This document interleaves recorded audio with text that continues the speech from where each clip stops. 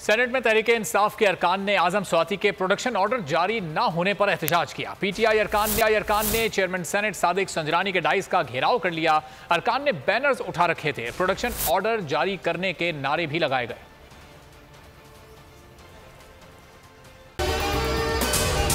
अगर आपको ये वीडियो पसंद आई है तो हमारे चैनल को सब्सक्राइब करें और बेल आइकॉन पर क्लिक करें।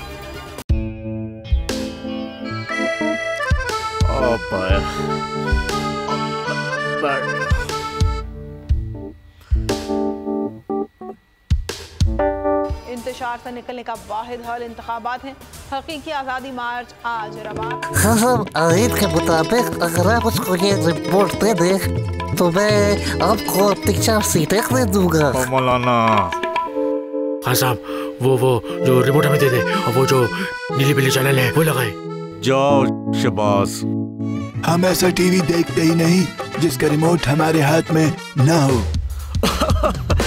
और यहाँ पे कोई 2 नंबर ही नहीं चलेगी। और हम कोई गुलाम है जो आप रिमोट मांगे हम दे दें?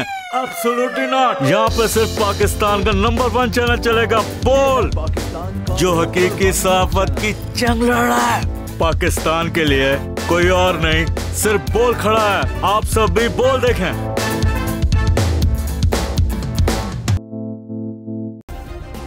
सब्सक्राइब करें और बेल दबाएं ताकि कोई खबर रह न जाए।